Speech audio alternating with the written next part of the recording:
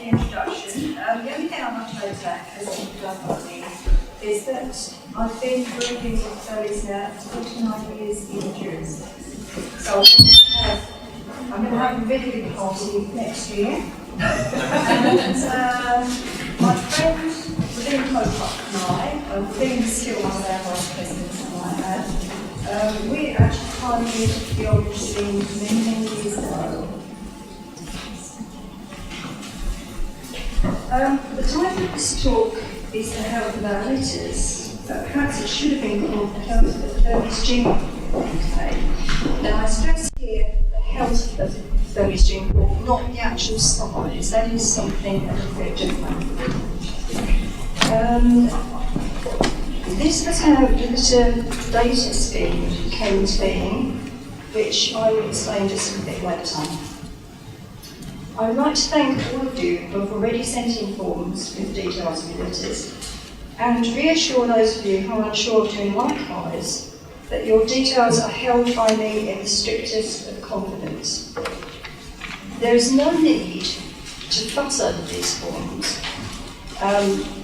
You don't have to give your name or any other details, and if you are very sensitive about any details at all, you needn't send them by email, you could send them by post, and you can go to a different town to post them. And then I know nothing about you at all, just details of your kittens. All I want really on these forms is the month the kittens were born, which is quite important to our data. You don't have to give the exact day they're born. And I just ask you to answer questions as best you can. So again, don't be worried if you scribble extra bits over it to say, I didn't quite understand this. And then if you have given your address, email to me, then I can get back to you and explain it to you better.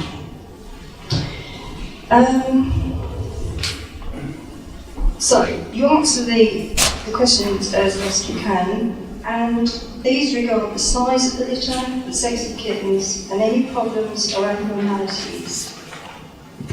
Don't put up sending a form if you're unable to fill in the weights of the kittens. Now, I found this quite difficult because I've got a blue girl who literally will not let me look at the kittens for the first week. She literally comes out of the nest and tries to attack my feet. I've never had one like this before, but I know it does happen. For the rest of the time with the babies, incidentally, she's absolutely fine. So the weights of the kittens, very nice if you can supply them, but the rest of the data on those forms will still be useful, so still please do send them in. If you forget to send in the second form, which is from 4 weeks to 12 weeks, which I think you may have got a copy there. If you forget, if you remember, fine. If you forget, and I've still got the first form, the data can still be used, so don't worry about it. Now, how this works.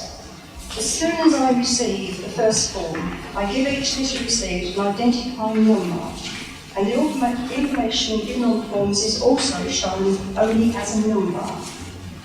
I then produce a chart, again numbers only, which are passed to Steph Byrne, who produces the charts, or any graphs, etc., which you may need, just using these figures. And I'd like to say here, many thanks to Steph for taking on this task. You've done a good job with that. Also, if you don't understand any of the charts later on, and I haven't explained it well, Steph is there, she can answer questions too. Now, forms can be downloaded from the Burmese Cat Club website or the Governing Council website. They've been very kind to put it on there too. And also can be ordered from our secretary or membership secretary. And forms, as you see, are also available on the table today. Now, how this all began. The idea of the litter study scheme began at a committee meeting just over a year ago, and it was during a discussion about the health of the Burmese gene pool. It became obvious that most members believe the gene pool to be quite healthy, but there actually is no recorded data to back this up. Likewise, there's no recorded data on abnormalities that are being talked about in closer samples. Now again, please note that I mention here the health, not the size of the gene pool. I do stress that it is slightly different. The size of the gene pool is best left to the scientists who can examine the breed at a genetic level. Only they can assess the level of repetition in the breed's genetic makeup. What we do, you can only make an educated guess by studying pedigrees, not really a scientific exercise, but useful in the past when you had no other alternative and before the dawn of gene sequencing.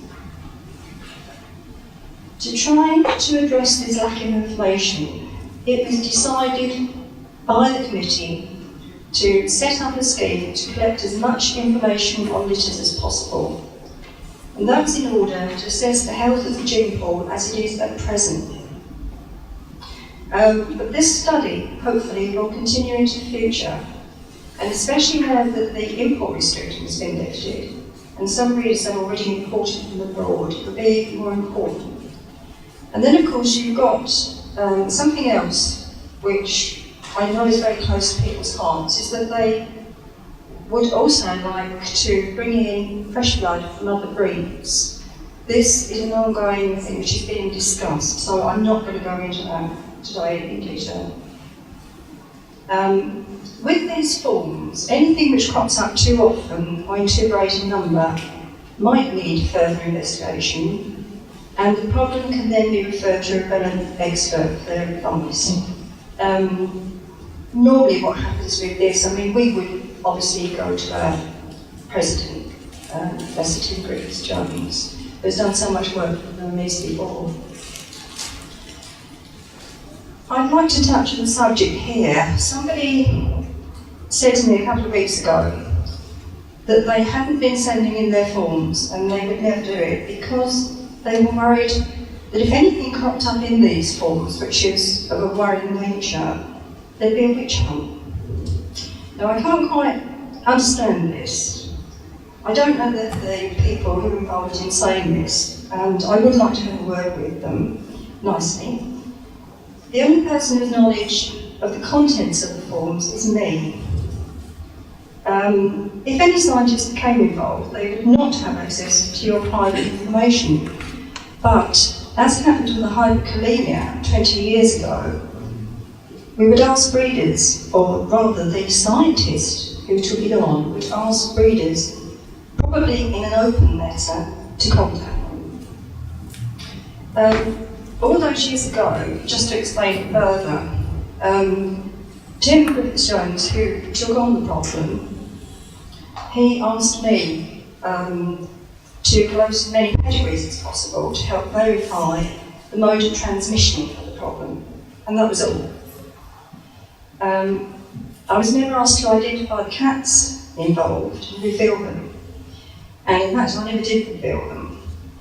But because of this, some breeders, out of desperation to protect their lives, adopted their own marking system in pedigrees to try to avoid introducing the problem to their cats. I think somebody that I knew of actually called it a red dot system. Now, unfortunately, a witch hunt did happen, and unwittingly started with the breeders themselves. Now, all those years ago, and perhaps it would have been better if I had been able to reveal which cats had thought to carry the gene. It would have been much clearer for the breeders. But you must remember that even that number of years ago, probably 20 plus years ago, we were already living in an age of litigation, which has spread to the cat world, and breeders were busy suing each other. First one. Okay, on to happier things. The litter data scheme has been going for just over a year and has already proved its worth. I fortunately had the chance to speak to our president, Professor Tim Griffiths-Jones, before the start of the AGM last year. And thanks to the litter data already received by then, I was able to confirm to him that the biggest problem in Burmese is still flat-chested kittens. An investigation is now underway to research a possible genetic link to the condition, which I won't say anything more about now, because this is going to be explained further by our next speaker, Victoria Crossley. Altogether, 1,223 kittens were registered with the Governing Council last year, and 109 of those were included in the charts you'll see today. The scheme was launched in March last year, so not quite a full year. Now, 109 kittens. When I first entered the bar, I thought that was horrendous. We just haven't got enough to do any decent data. But actually, 109 kittens is a very worthwhile number compared to other similar studies recorded in the past. Now, I've been advised by experts on this subject, nothing to do with cats, but just data collecting, is that an exercise of this nature normally has a 5% return, and that would be considered to be a very good result. But we have 8.9%, so I think we're on the right track. The data on the size of this is recorded gave no cause for concern. The lowest being 2 kittens, and the highest 9. I think you can probably see that quite clearly on there. So, nowhere near some of the large litters produced in the past. In the 1970s and 80s, regular litters of 11 and 12 were recorded, and 2 litters of 17 and 18. And they're just ones that were actually recorded. They all survived? They did, yeah. Now this was just after the introduction of the orange gene, closely followed by the importing of chocolate and lilacs. Now, could hybrid vigour have played a part? And if so, is hybrid vigour always a good thing? Incidentally, the 2 largest litters mentioned are from parents from the early mixing of orange and chocolate genes. So food for thought there. There were no C-sections recorded, that isn't actually on the chart. C-sections normally due to some kind of dystocia or trouble kittening. It seems from our figures later on that there were no extra large litters apart from a litter of 9 or any particularly large kittens, which is a good sign. Now, if we could go through this particular chart, the first one I'm going to do, it isn't the first along, but you'll just have to look at the colours, sorry. The purple one is umbilical hernia. And out of the 109, we just had 1 umbilical hernia registered. And this is a small hernia, probably caused by a weakness in the muscle around the umbilical ring. Now, just to reassure people, this is nothing to do with the horrifying photos that you've seen on the internet, where the tummies are completely on the outside of the kittens. This is something completely different, which I'm not going to go on today. I'm not an expert on this, but it is something which is being researched at the moment. We had 1 tail fold, which is in pink. Now, I'm not currently recording small tail folds, so beloved judges. They're not important. I feel they're just not important in a study of this sort. Incidentally, the tail fold I was lucky enough to see this kitten, and I think the problem had been that if you'd been able to stretch this kitten's tail out properly, it would have probably come to the top of the head, which is very, very long for a Burmese kitten. And it was literally folded upon itself. It wasn't just curled as you would in a piglet. It was actually looked as if it was broken again, and curled on itself. And it was amputated. It was still alive, but in fact it had to be amputated because it was getting in the way when it was playing with its siblings. And there was a fear that it might at some stage get caught in something, or perhaps even, if it went outside, be caught by another cat, or perhaps even frogs. There were no cleft palates recorded, which is very good news. That's in green on the chart. No skull defects.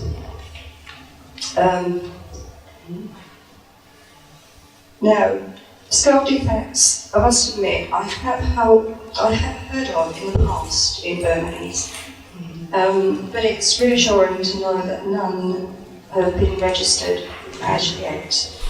I did here directly by somebody who was worried that they had two in the litter, but it did turn out to be an Asian litter, not a Burmese litter. And again, I'm no expert to explain this to you, except that often when the top of the head is missing, it can be connected to the gene that causes spina bifida. It can be one of the main things that happen when that gene is present. Abnormal toes. Now, we have none registered, that's in orange up there.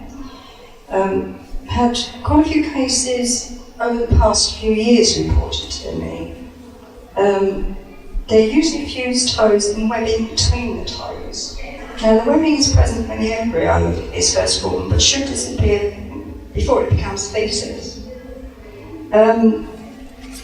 These toes that I saw and heard of many years ago came from a line which, thankfully, is way back in people's pedigrees now, so I shouldn't think I'll get any more trouble with that. Now, flat-chested kittens, which is in green, we had 6 kittens recorded, so not a vast number of 109 kittens, but again, worrying enough, I feel, and most of those kittens survived. Now, in red, you can see stillborn kittens. 11 out of 109, not too bad figure, and these were including the ones that were left in the sack. And I think you'll agree that if you're not sat there with the mum all the time, we do lose kittens this way, don't we? Stillborn kittens, included in that, are tiny, malformed fetuses that they never really developed into fetuses, really. Okay, time. Right, now we're onto the page that average kitten birth weights, and if you haven't sent your forms in, you'll be able to see how this compares with what you know your kittens normally are. 65 males and 45 females recorded, and the average birth weight for the boys was 88 grams, and the girls 85.7. In the past, I must admit, in some of my own litters, the girls have been very much smaller than the boys. And I think, again, this is reassuring that the girls aren't too far behind the boys.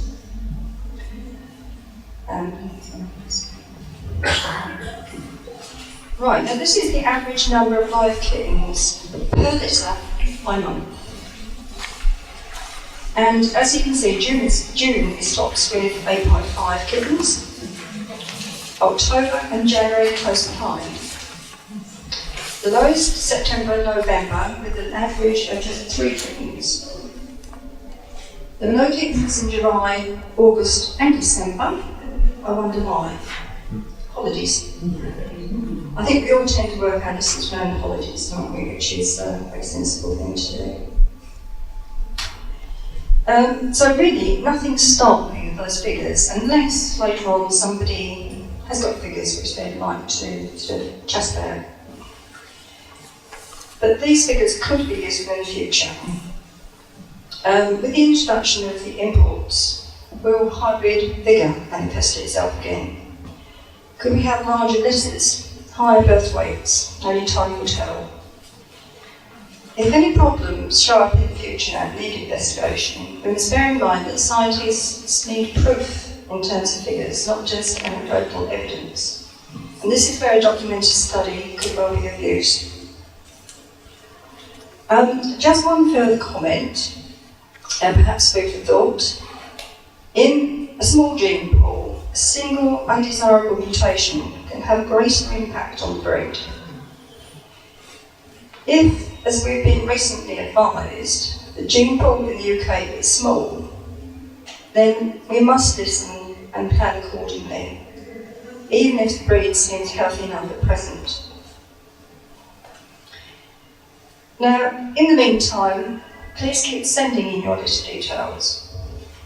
And to all of you who are still hesitant, be assured that your information will be held in strictest confidence. Your involvement is greatly appreciated, and any suggestions on how to improve the study or encourage more readers to take part are very welcome. Thank you very much.